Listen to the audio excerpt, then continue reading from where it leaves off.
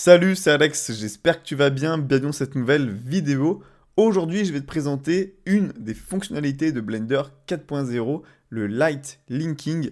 On va voir pourquoi cette fonctionnalité est vraiment géniale et surtout comment faire pour l'utiliser dans Blender.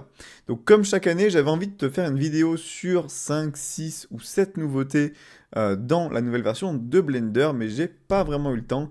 Et comme ça fait quand même quelques semaines maintenant qu'elle est sortie, je vais pas sortir cette vidéo. Cependant, je vais faire des vidéos comme celle-ci où je te présenterai à chaque fois une fonctionnalité de la nouvelle version et on verra ensemble sur Blender comment l'utiliser.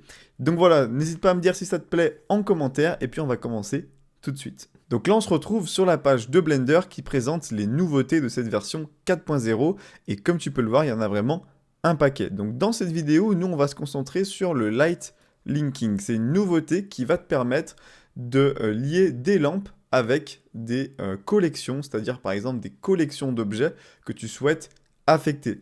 Et donc, grosso modo, ça veut dire que tu vas pouvoir choisir que telle lampe affecte tel ou tel objet, mais pas tel ou tel objet. Et donc ça nous permet vraiment un contrôle avancé au niveau de l'éclairage. Donc ici, tu as un avant-après qui montre très bien ça. Ou à gauche, on n'a pas le light linking d'activer.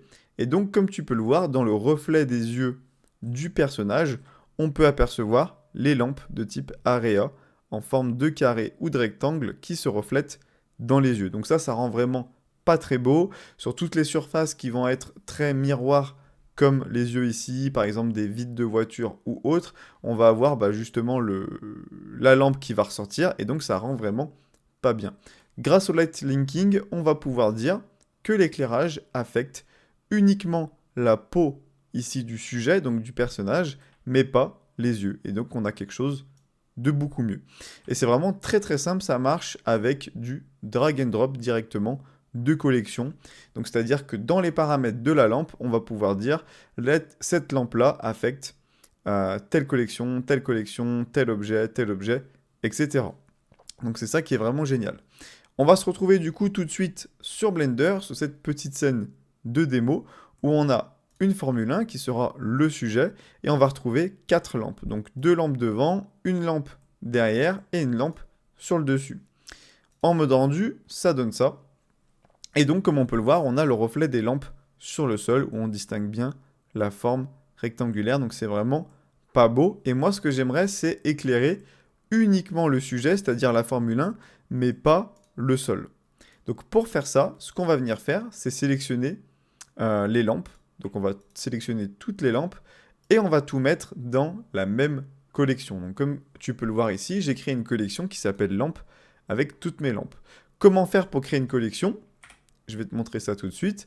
Tu sélectionnes toutes les lampes, tu appuies sur M du clavier et tu cliques sur New Collection.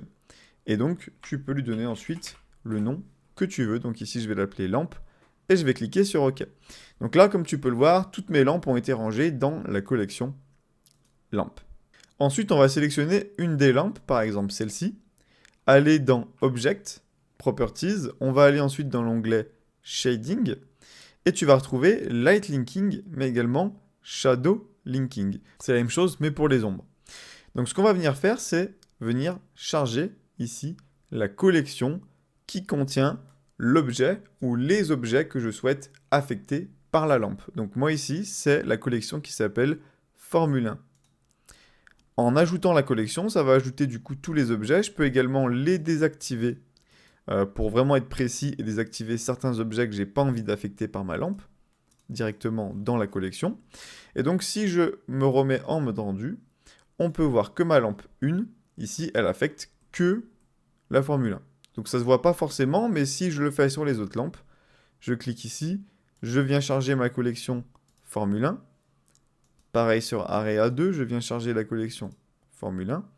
Et pareil ici sur Area 3. Et donc comme on peut le voir maintenant, le sol n'est plus affecté, mais j'ai uniquement ma Formule 1 qui est affectée par mon éclairage. Et ça, c'est vraiment génial.